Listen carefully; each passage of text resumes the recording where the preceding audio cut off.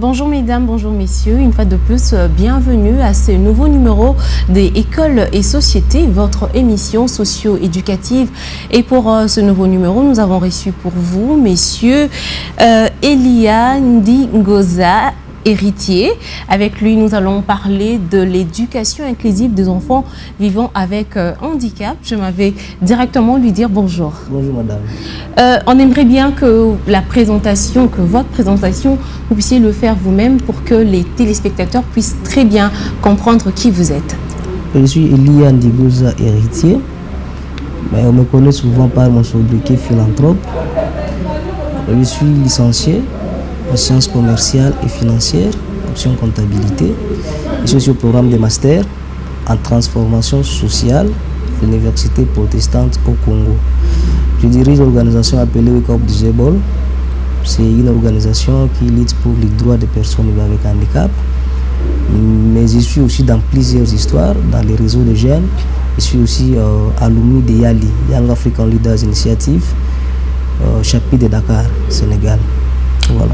En tout cas, et dans cette présentation, nous arrivons à comprendre que vous êtes un militant de droits de personnes vivant avec handicap.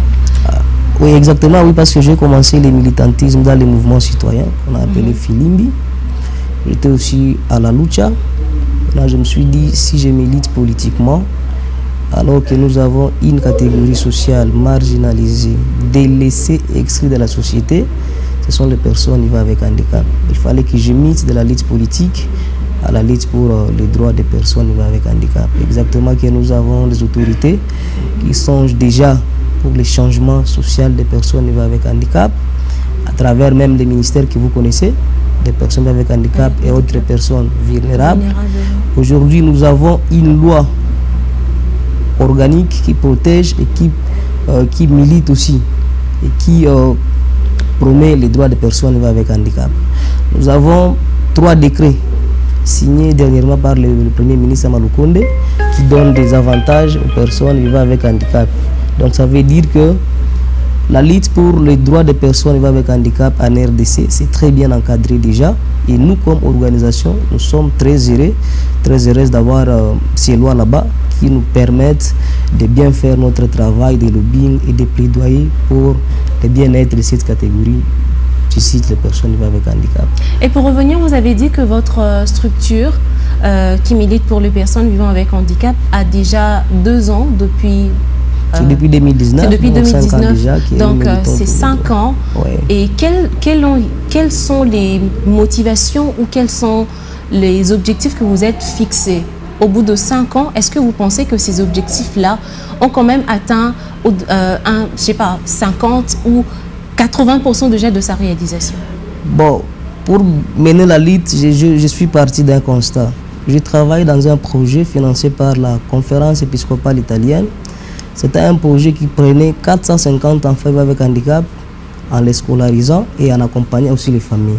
C'est comme ça que j'avais circulé dans au moins 6 territoires de la province du Sud Kivu et je m'étais rendu compte que les constats étaient amers parce que sociologiquement, les personnes avec handicap en RDC ne sont pas considérées.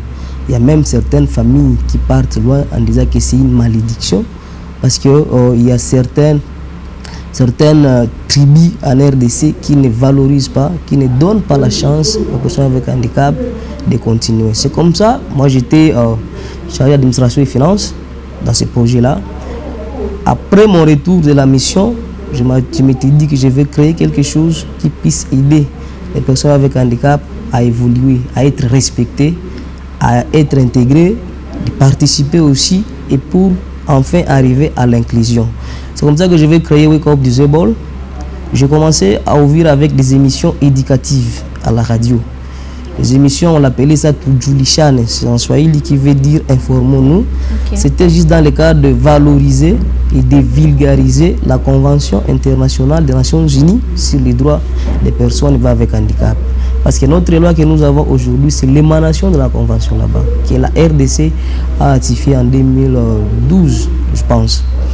Et le combat n'est pas facile. Je suis arrivé à Kinshasa, j'ai 2 ans ici. J'ai essayé de circuler dans beaucoup de communes pour voir comment évoluent les personnes avec handicap. Bien sûr qu'il y a beaucoup d'avancées, mais ce n'est pas vraiment différent de l'intérieur du pays. Okay. En termes d'éducation, j'ai compris que même à Kinshasa, capitale de la RDC, il y a encore un problème parce que les parents considèrent une personne infirme, qu'il ne paie rien. C'est comme si c'est un raté de la société. Et par preuve, si vous voyez les jeunes avec handicap qui ont étudié jusqu'à arriver à un certain niveau, rassurez-vous qu'il y a des personnes qui les ont aidés. C'est comme moi là-bas, j'ai été pris en charge par les prêtres. Okay. Maintenant là, je suis au master, il y a quelqu'un de bonne volonté qui m'a dit non, tu ne t'arrêtes pas ici. Ce que je vois en toi, tu dois devenir professeur d'université. Comme ça, je te prends en charge pour ton master. Tu verras comment tu vas sur la suite. Je viens à Kinshasa, j'allais faire l'IEC, marketing et management. Mais un député de mon coin va me dire non, non, avec la lutte que tu fais à travers ton organisation, voilà la faculté qui te convient. C'était le programme de transformation sociale. Okay. Donc c'est vraiment un programme adapté qui vise le changement de mentalité des personnes et surtout militer aussi pour l'inclusion des personnes délaissées de la société. C'est pourquoi la faculté de transformation sociale aide les personnes avec handicap à s'intégrer, à comprendre aussi le monde et à s'épanouir et réaliser les rêves comme tout le monde, comme toute autre personne. En tout cas, ouais. Les personnes vivant avec handicap sont des personnes comme toutes les autres personnes dans la société. Oui. Tantôt, vous avez parlé de ce faculté-là, mais quand on parle de faculté, là, on est déjà au niveau universitaire. Oui. Mais parlons alors de notre thématique. Oui. Les enfants, l'inclusion de l'éducation des enfants vivant avec handicap. Est-ce qu'en RDC, puisque vous avez quand même, avec le projet dans lequel vous avez travaillé, vous avez quand même pu circuler dans quelques provinces et dans les coins un peu plus profonds de la RDC. Ouais. Et à Kinshasa, vous avez fait plus de 2 ans. Vous savez quand même, vous avez fait la ronde, vous savez le contenu, le contour de tout ce qui se passe. Est-ce que vous direz aujourd'hui que les enfants vivant avec handicap bénéficient de l'éducation comme il se doit? Bon, comme tout le monde, il y a 5 ans, vous avez vu le programme de la gratuité de l'enseignement à l'école primaire. Avant que ce programme ne vienne, je le répète encore, les personnes avec handicap étaient aidées souvent par les églises. Donc si vous voyez quelqu'un qui va avec handicap, qui évolue jusqu'à un certain niveau, c'est qu'il a été pris en charge par des personnes de bonne volonté. Et j'ai dit que le problème, c'est la famille. Aujourd'hui, pour aller à votre question, je peux dire qu'il y a des avancées déjà, parce qu'à travers les sensibilisations, à travers même la nomination d'une ministre pour les personnes avec handicap, ça a un peu changé la mentalité des gens. Le paradigme qui existait que non, la personne avec handicap est une personne autre, les gens ont compris que non, ce n'est pas le cas.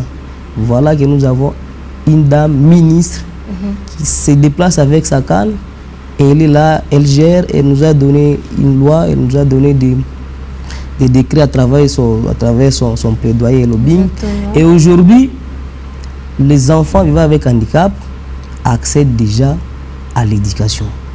Mais cet accès-là a encore des problèmes. Le problème, c'est quoi? Le problème, c'est lié à l'accessibilité. Lorsqu'on parle de l'accessibilité, on voit 3 choses. Okay. Accéder, utiliser et sortir. Par exemple, je suis venu ici, c'est Digital Congo, j'ai accédé, j'utilise. Si j'ai encore la facilité de sortir d'ici, c'est ça l'accessibilité. Mais malheureusement, beaucoup d'écoles qui sont construites en RDC, à travers même le programme de PDR 145 territoires et tout ça, ces écoles-là ne sont pas adaptées pour les personnes vivant avec handicap. Okay. Et là, je vais souligner que les personnes vivant avec handicap ont 5 catégories. Il faut que les gens comprennent cela. Ce n'est pas seulement quelqu'un qui a des béquilles, non. C'est 5 catégories. Déjà que pour le ministère, on parle de ministère de personnes vivant avec handicap et autres personnes vulnérables. Voilà alors. Donc lorsqu'il y a accès, il y a accessibilité.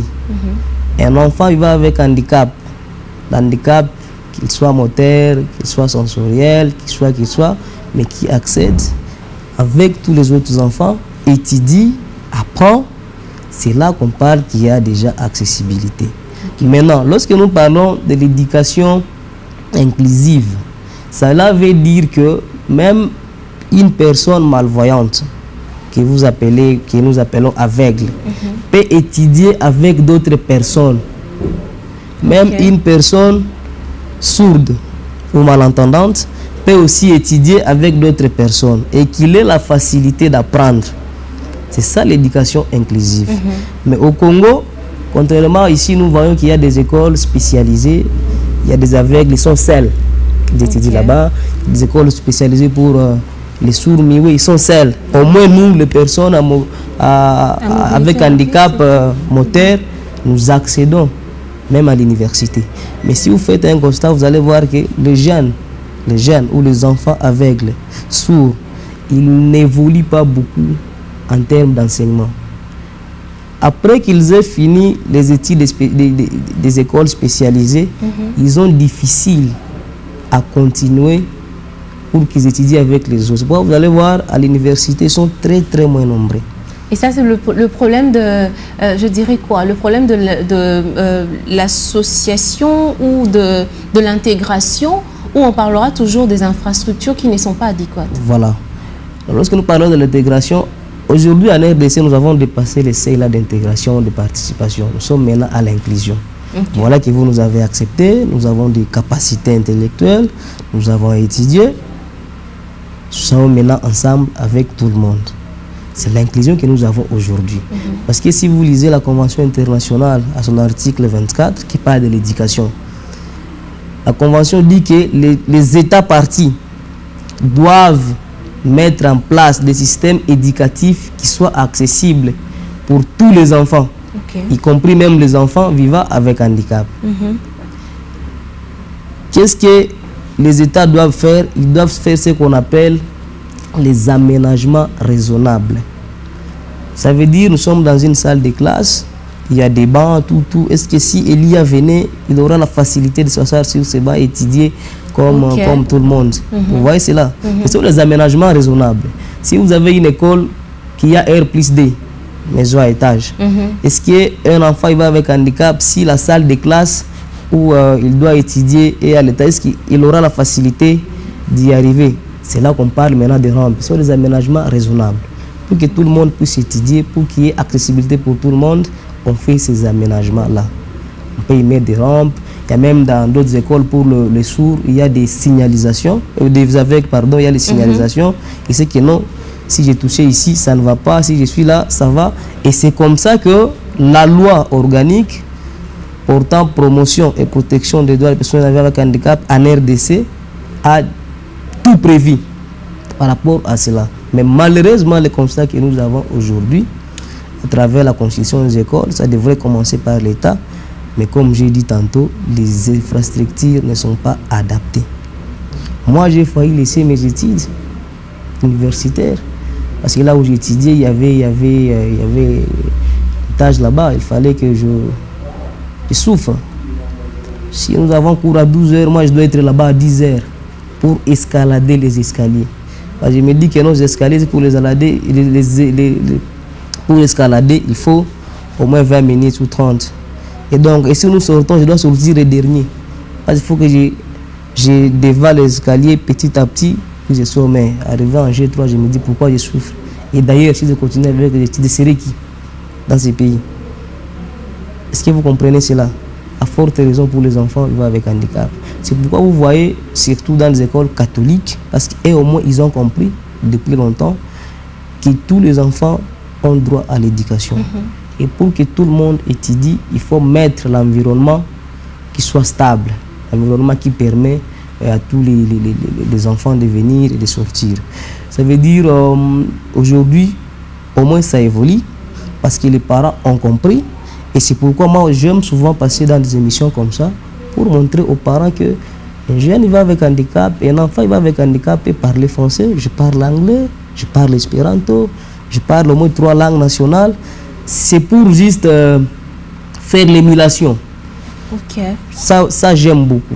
Et justement, par rapport à votre histoire, je vois un peu le côté psychologique aussi. Parce que un enfant, ou parlons de vous, monsieur Elia, lorsque vous étiez arrivé en G3, vous avez dit que vous avez eu envie d'arrêter carrément. Oui. Mais justement, il y a sûrement quelque chose qui vous a retenu, quelque chose qui vous a quand même fait garder cette motivation-là de continuer. Je pense, ou je ne sais pas, selon vous, le côté psychologique aussi dans l'éducation des personnes vivant avec handicap est très importante. Très, très importante même. Parce que lorsque la personne ne se considère pas, c'est déjà un problème. Et pourquoi je parlais des enfants avec handicap? Parce que ça doit commencer dans la famille.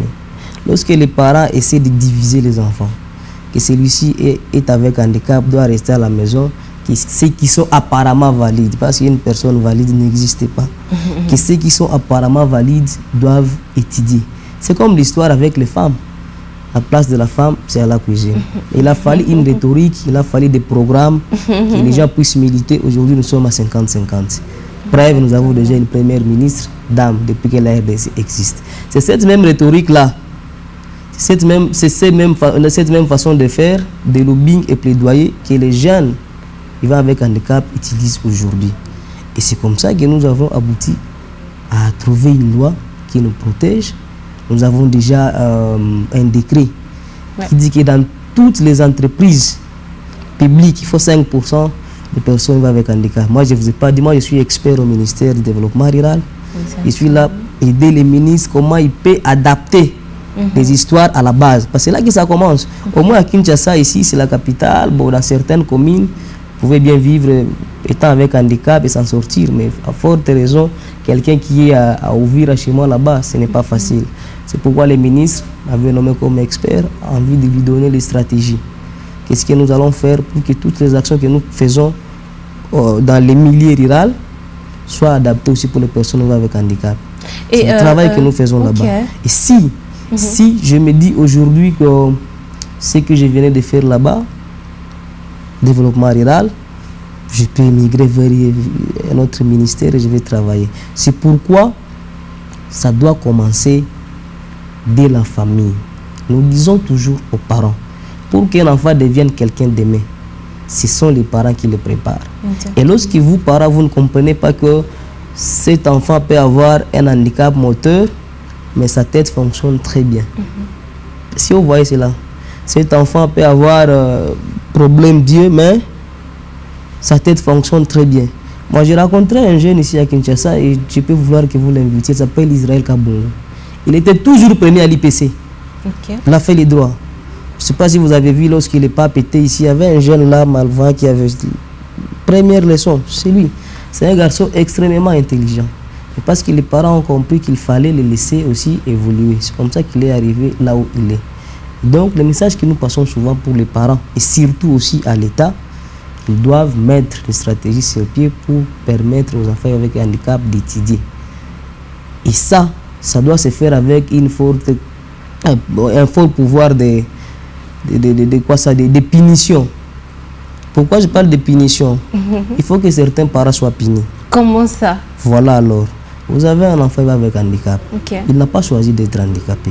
Et d'ailleurs, moi, la chose que je ne peux pas demander à Dieu, c'est de me faire comme vous là-bas. Je préfère rester comme ça. Ça, je ne dirai jamais à Dieu. Même si on dit que non, il y a un prophète qui est venu, ça, moi, je n'y vais pas. Je me dis pourquoi ne pas être différent des autres. Voilà, alors pourquoi je disais que les parents doivent être punis lorsque vous voyez un enfant avec un handicap délaissé par les parents. C'est que son avenir condamné. Est-ce que vous comprenez cela? Alors, un parent qui se permet de dire à son enfant, en Swahili qu'il est mal, donc, handicapé ici, ça devient compliqué. Et même face à d'autres enfants que vous avez dans la famille, il n'y a plus de considération. Je vais vous donner une anecdote. Lorsque je travaillais dans le projet là-bas, on arrive à Fizi, dans le territoire de Fizi, où il faut faire scolariser les enfants. Ce que nous faisions, c'est quoi? C'était un projet, on scolarise l'enfant, on paye tout, on donne tout le matériel et en même temps, on accompagne la famille. On arrive à Fizi, une jeune fille vivant avec un handicap moteur. Elle a passé 13 ans dans la maison. Les parents ont même honte de la faire voir chez les voisins. On arrive, les parents apprennent que non, il y a une ONG qui est venue ici. L'ONG s'appelle Akiyetu en français, c'est notre droit. Et une ONG qui est venue ici, on va aider les parents qui ont des enfants handicapés, tout ça. La maman va amener la fille. 13 ans, sans voir l'extérieur, la fille là, je vous dis aujourd'hui, elle est devenue aveugle le même jour-là. Ok. Les rayons solaires, 13 ans déjà, aveugle. Elle est devenue polyhandicap. Poly donc se dit, ça veut dire handicap au même moment. Elle a un handicap physique et encore elle a aussi un handicap des yeux, quoi. Donc, c'est les problèmes là, les parents doivent comprendre. Parce que si Madame Irène est ministre aujourd'hui, juriste de son état, pourquoi pas vous parents encourager, stimuler l'enfant à aller étudier. Et c'est pourquoi l'éducation inclusive, c'est à tous les niveaux. C'est à tous les niveaux, mais en premier lieu, c'est la famille qui doit commencer à donner des bonnes valeurs à l'enfant pour que demain, il devienne aussi quelqu'un dans la société. Donc la discrimination commence dans la famille, oui. Ce qui fait que l'enfant n'arrive pas à se développer comme il se doit, perte de confiance en soi, et une personne qui ne sait pas qui est-ce qu'il est, la valeur intrinsèque de sa personne, cette personne ne sait pas voir au loin.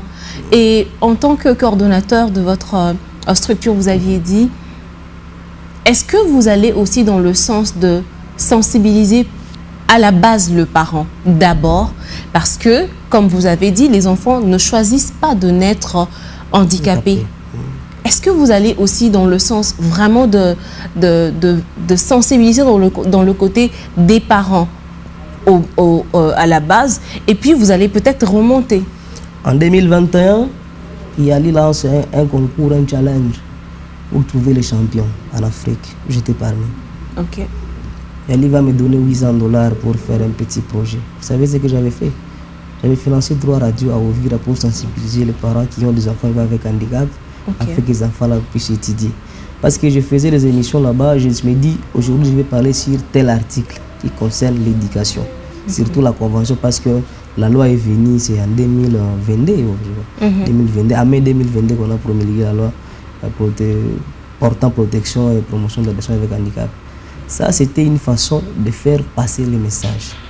J'avais pris 3 grandes radios d'Ouvira. Maintenant, lorsque je suis arrivé à Kinshasa, je me suis rendu compte que j'ai limité les combats. Le mal est encore profond. Même à Kinshasa, dans la capitale, où on peut penser que beaucoup de gens ont étudié, où on peut penser que les gens ont une mentalité évoluée par rapport à la considération des autres. Mais il y a encore un problème ici. Je me dis qu'il faut alors élargir le combat. Et le combat, comment nous allons les mener? C'est à travers la mutualisation de forces. C'est à travers la mutualisation de forces et à travers aussi les échanges que nous faisons avec les autres. Arrivé à Kinshasa, je me dis je vais visiter d'abord certaines écoles, voir si elles sont adaptées aux personnes vivant avec handicap. Je visite certaines grandes écoles ici, catastrophiques. Je me dis qu'il y a encore un sérieux problème. Et là où ça fait encore mal, vous nous amenez l'éducation, la gratuité de l'enseignement. Très bien, tout le monde va y aller. Mais vous n'adaptez pas, les infrastructures. Mais il faut quand même dire sur ce point-là que la gratuité de l'enseignement a quand même aidé pas seulement les enfants, les autres enfants, mais aussi des enfants avec handicap. Parce que si vous avez un projet que vous allez pour financer les familles, pour l'éducation, je sais pas, pour la scolarisation des enfants avec handicap, et que la gratuité de l'enseignement arrive, c'est déjà un pas dans votre lutte. C'est vraiment un pas parce que ça nous permet, les parents n'ont plus d'esquisses, parce exactement. Que vous ne payez plus. Ouais. Pourquoi laisser l'enfant alors à la maison? Donc là, l'enfant a déjà la liberté. C'est comme s'il est déjà autorisé à aller à l'école. Maintenant, il va y aller, c'est très bien. Je viens de vous donner mon cas. Est-ce que le banc qui est là est adapté? Est-ce que l'enseignant sait que cet enfant doit étudier avec les autres et il y a certaines choses qu'il doit dire à ses collègues de classe par rapport à la considération? Parce que en matière de personnes avec handicap, il y a des théories. Il y a comme Goffman qui avait parlé de théorie de liminalité. Ça veut dire que les personnes avec handicap ne sont ni de l'intérieur ni de l'extérieur. Ils sont au niveau du seuil. Il y en a qu'à faire pour les amener à l'intérieur. On ne voudrait pas qu'ils soient à l'extérieur. Parce que la participation, c'était ça. Nous sommes partis de la participation intégration, inclusion. Participation, ok, on a une réunion de 100 personnes. Personnes avec handicap, envoyez aussi un. Vous voyez ça, hein? On part à l'intégration de 1 à 10. Inclusion, vous avez les droits, vous devez être là. Vous devez être à table comme tout le monde. Aujourd'hui, je me dis, si les décrets prévoient 5% dans les entreprises publiques et 3% dans les entreprises privées, de l'autre côté, les enfants n'étudient pas. Ça veut dire quoi? Nous devons faire à ce que les enfants-là étudient pour qu'ils viennent assumer les fonctions-là prévues par l'État. Et d'ailleurs, moi, je vais déposer, il faut que je sois ministre. Il faut 5% des personnes avec handicap dans le gouvernement. Et nous, à notre niveau, on avait pensé à un certain moment que les ministères des personnes avec handicap ne doivent pas être seulement par une personne handicapée. Je peux être aussi ministre des Finances, ministre du Budget. C'est comme ça qu'on fait l'inclusion. C'est pas seulement parce qu'il y a un ministère là-bas qu'il faut qu'il soit une personne handicapée. Alors, madame, l'éducation inclusive doit évoluer en RDC. L'éducation inclusive doit évoluer en RDC. Une anecdote, on crée le secrétariat général des personnes avec handicap. Les ministres de la fonction publique lancent l'offre. Les gens postulent, il faut 60% des personnes avec handicap. Il n'y a pas 60%. Les gens sont là, mais il n'y a pas de diplôme. Qu'est faire?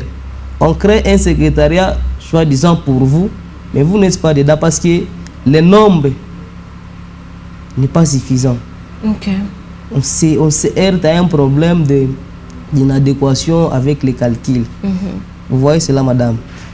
Aujourd'hui, l'État doit prendre des mesures pour adapter les infrastructures qu'il est en train de construire. Chaque jour, on voit, non, PDL 145 territoires, on va construire telle école, Banque mondiale a financé, on fait ça. Nous, on avait mené un plaidoyer à Ouvira. Il y avait un projet de la Banque mondiale pour la construction des centres de santé, des écoles, tout ça. J'ai encore la lettre dans mon téléphone ici. J'envoie au maire de la ville, j'envoie une copie à la Banque mondiale. Si je leur dis, si vous n'adaptez pas vos histoires ici, nous allons marcher. Arrivé à Ouvira, toutes les infrastructures construites par la Banque mondiale sont adaptées aux personnes avec handicap. Et cela, ça doit se faire partout pour que les gens aient l'accès au système de santé, aient l'accès à l'éducation, que les gens aient l'accès aussi à l'emploi. Parce que si vous me donnez un emploi et que l'environnement n'est pas adapté, je serai improductif. Je ne vais pas produire. Je vais produire quoi? Rien. Mais si vous me donnez un emploi et vous me donnez les conditions adaptées, je vais produire un travail de qualité. Et vous allez dire non, il est efficient, il est efficace, il est aussi performant. Vous voyez, c'est là. Alors, les enseignants aussi à l'école primaire, c'est là que ça commence. Ils doivent mettre des stratégies parce qu'il y a beaucoup de matériel didactique publié par l'UNICEF qui nous aide à bien militer pour l'éducation inclusive. L'UNICEF parle toujours des infrastructures. C'est là la base, mais aussi nos familles. Je le répète encore, nous devons susciter les personnes avec handicap à arriver quelque part. Il faut le faire quand on est encore trop petit. En tout cas, une fois de plus, mesdames et messieurs, vous êtes sur Digital Congo, bien évidemment. Vous suivez l'émission École et Société. Nous avons reçu M. Elia, avec qui nous parlons de l'éducation inclusive des enfants vivant avec handicap. M. Elia, pour évoluer et chuter dans notre émission, il y en a encore aujourd'hui, quoique les plaidoyers, quoique le gouvernement ait fourni des efforts par rapport à ce domaine-là, parce que, comme vous l'avez dit, en 1900, c'était pas comme ça, c'était pas le cas. En tout cas, il y a beaucoup d'avancées dans ce domaine-là, partant de l'acceptation, de l'inclusion et tout ça. Mais il y a encore des parents, il y a encore pas seulement parler de parents, mais il y a de ces personnes-là qui sont déjà âgées, mais qui, dans leur conscience, dans leur tête, dans leur mentalité, ils ont toujours cette mauvaise perception de la société ancienne, au fait. Je ne sais pas, peut-être par votre histoire, par votre parcours, vous pouvez orienter, vous pouvez susciter encore le goût, si je peux le dire comme ça, si vous permettez, si vous pouvez encore susciter cette envie-là de poursuivre les rêves, Parce qu'il y en a, le rêve, il y en a, mais il y en a qui sont aussi bloqués sur le plan psychologique. Est-ce que vous pouvez nous aider avec votre parcours pour que certains, les parents, voire même les enfants et même ceux qui sont âgés, qui ne croient plus, qu'ils puissent encore redonner espoir? Ouais. En 2020, je vois une offre de la TMB, la banque TMB ici. Bon, je me dis non, je suis licencié en comptabilité. La banque. Déjà, vous parlez de 2020. Oui. Avant 2020, vous avez étudié. En 2020, vous étiez déjà évolué, vous avez déjà pris votre diplôme d'État. De licence même. De licence. Oui. Ok. Voilà. Je vois une offre, je postule. Ok, on me contacte, test. Je suis le premier à sortir de la salle. Ok. Interview. Un blanc là, j'étais chargé, c'est des risques ici. Mais c'est Elia, ça va bien. Ah, c'est toi Elia? Oui, c'est moi. Test. Les autres faisaient 10 minutes là-bas. Pour l'instant, moi j'en ai fait 32. J'avais fait 32 minutes. Ils n'avaient pas compris. Je ne savais pas qu'il y avait des personnes handicapées qui peuvent réfléchir. J'ai dit non. Le problème, c'est qu'on appelle... vous avez déjà des arrière-pensées. On appelle ça les stéréotypes. Stéréotypes que ces gens ici sont toujours comme ça, tout ça. Et surtout avec la théorie de l'étiquetage. Lorsqu'il y a quelque chose qui ne va pas chez toi, les gens pensent que tout ne va pas. Je suis engagé. Le monsieur va me dire, le jour de l'interview, est-ce que tu vas me dire quelque chose? Je dis, monsieur, si tu ne m'engages pas, ce que vous faites, moi je ne parle pas de la ségrégation basée sur les handicaps. Il dit, monsieur, il dit, ok, merci. Après 3 jours, on m'appelle, je commence le travail. Okay. Est-ce que vous voyez cela? Vous savez, moi j'ai toujours une façon de faire. Parfois, les gens disent que j'exagère.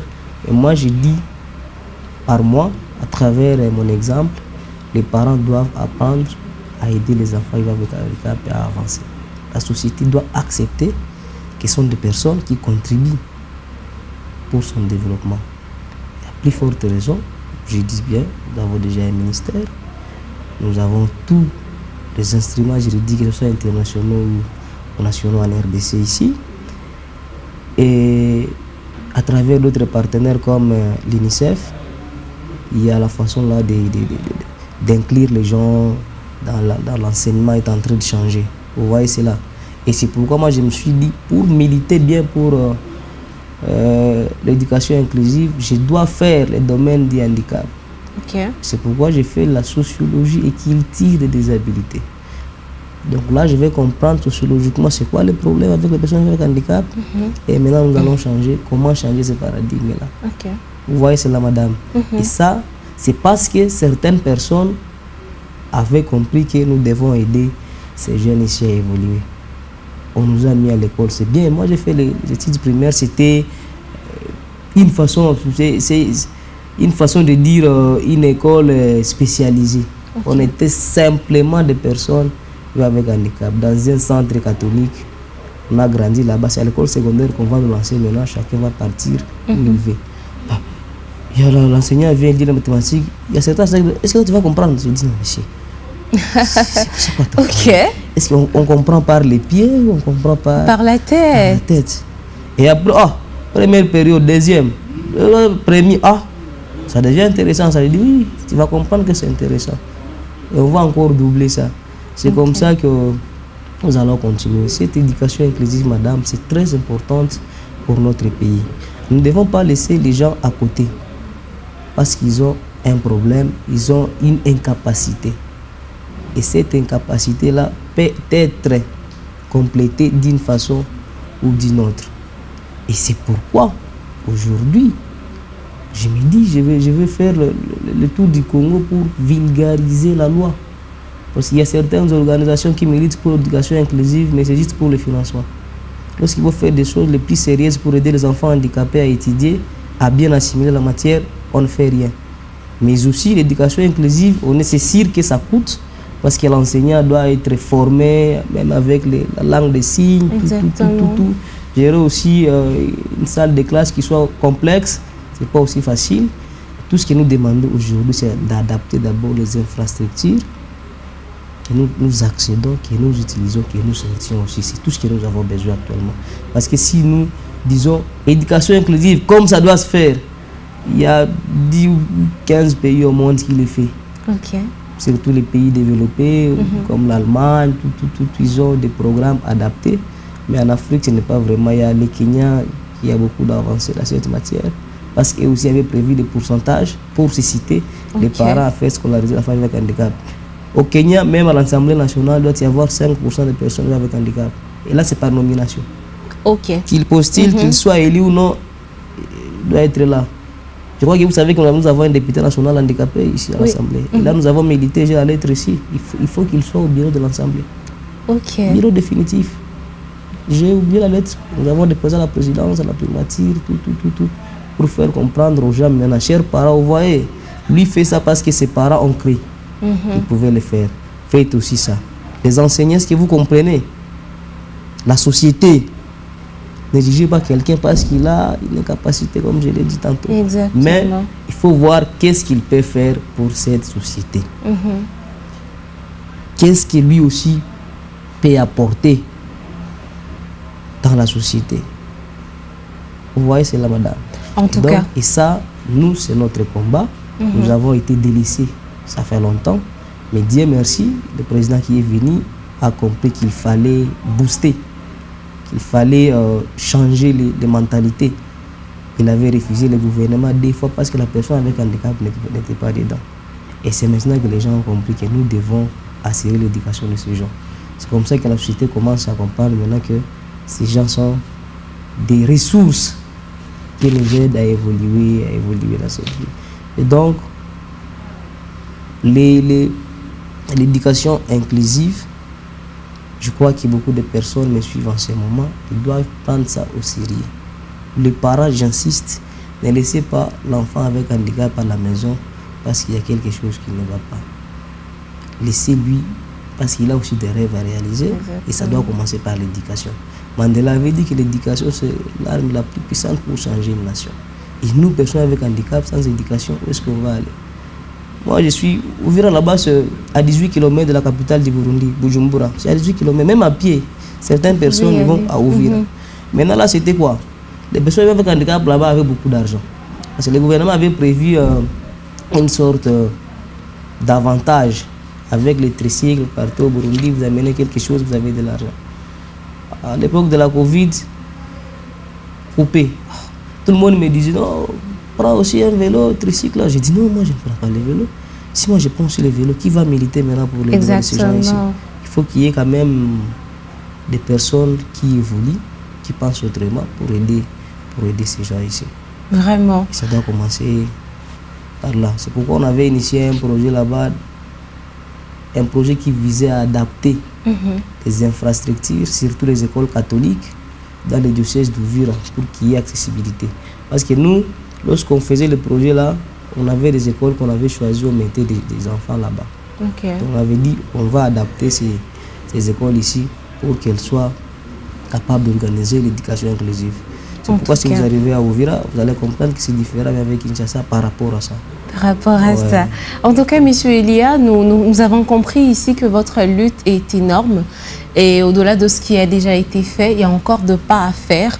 Mais la base, c'est comme vous l'avez dit, les parents doivent commencer à partir de la maison, à partir de ce noyau-là, inculquer des valeurs aux enfants, leur dire qu'ils sont importants. Les personnes vivant avec handicap ne sont pas de moins personnes, ce sont des personnes qui peuvent faire au-delà de ce que nous pouvons nous imaginer ou nous arrêter à regarder, juste à juger par l'apparence. Je crois que nous allons vous recevoir encore dans d'autres numéros pour que nous puissions vraiment approfondir par rapport à ces sujets de l'inclusion, de l'éducation inclusive des enfants vivant avec handicap. Je crois qu'avec le gouvernement, comme vous l'avez dit, qui va peut-être bientôt sortir, on aura une belle monture et des personnes vivant avec handicap vont s'y retrouver et la part que nous attendons, que vous militez, en tout cas pour les personnes vivant avec handicap, on trouvera gain des causes. Merci beaucoup à vous, Monsieur Elia, d'avoir été présent. Merci d'avoir honoré notre invitation. Et merci à vous, chers téléspectateurs, de nous avoir suivis. Merci de rester branchés sur le programme de Digital Congo Télévision.